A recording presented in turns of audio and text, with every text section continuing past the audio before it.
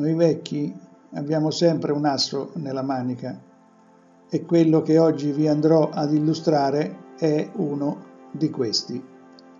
Fatene uso, mi raccomando, perché è fondamentale per rimettere in libertà le trote e altri pesci senza provocare loro danni.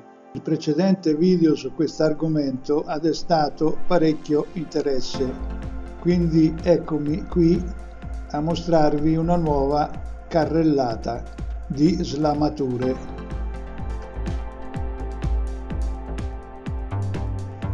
Alcuni di quelli che si sentono proprio bravi sono stati un po' scettici su questo mio procedimento, quindi per questo motivo faccio una carrellata molto più ampia per togliere anche il minimo dubbio sull'argomento.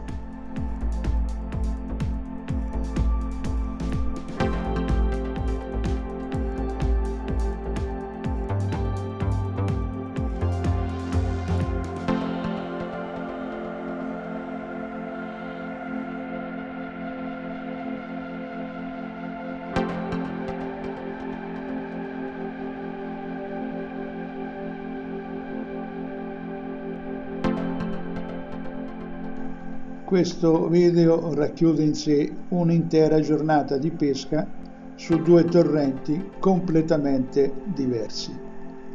La tecnica usata è sempre la stessa, ninfa classica. Purtroppo, a causa dell'età avanzata, sono costretto ad usare una piccola pallina di foam per poter individuare correttamente il finale. La vista non è più quella di una volta, quindi devo trovare una soluzione per giungere comunque al risultato. Questi due torrenti si trovano sotto il Gran Sasso, cambia leggermente il versante da cui scendono.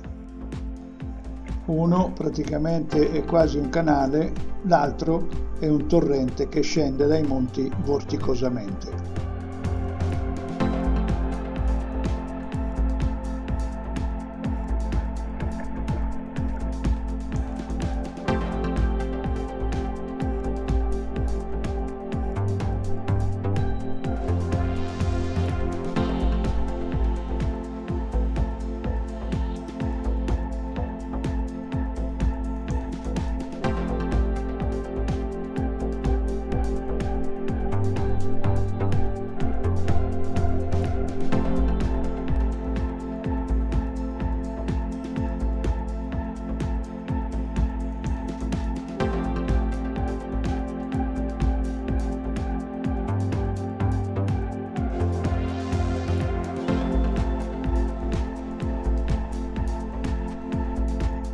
Passiamo ora ad un ambiente un po' più movimentato, con tante correnti, tanti massi, tante trote anche però.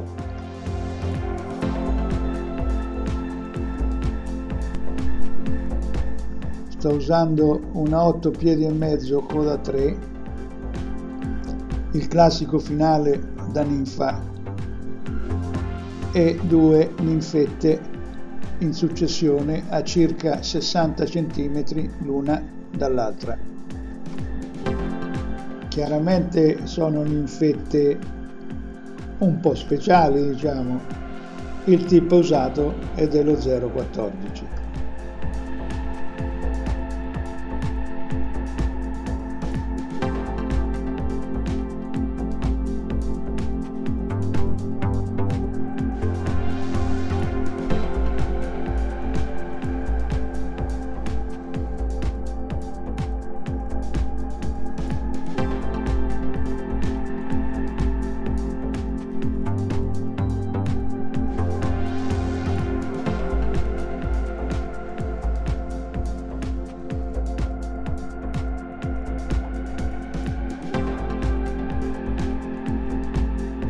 Tanti famosi e falsi guru mi hanno riempito la testa di teoria.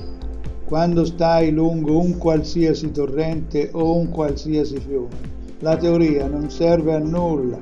Ci ci vuole la pratica, quindi è il torrente che insegna, nessun altro è in grado di farlo come lui. Fate tesoro di questo che vi sto dicendo e forse potrete diventare dei veri, autentici pescatori a mosca ed imparare tutte quelle cose che solo un vero, autentico pescatore a mosca sa.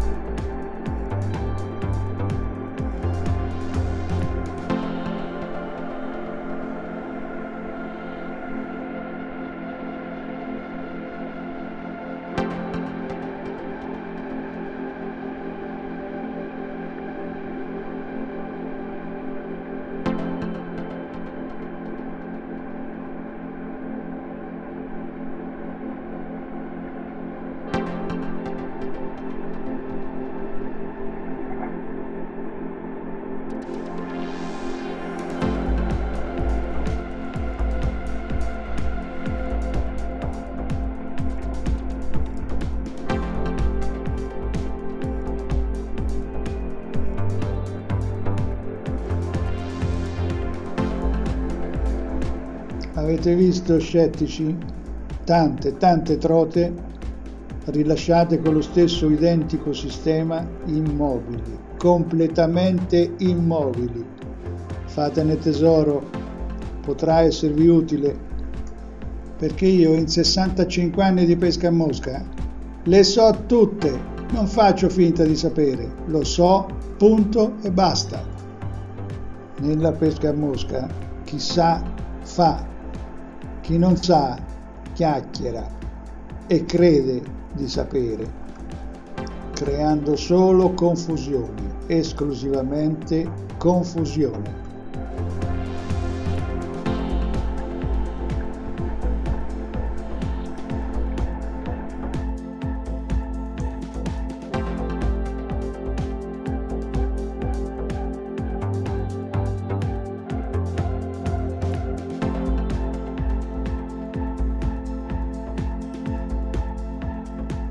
La pesca con la mosca non è né più prestigiosa né più difficile di altre tecniche, è solo diversa.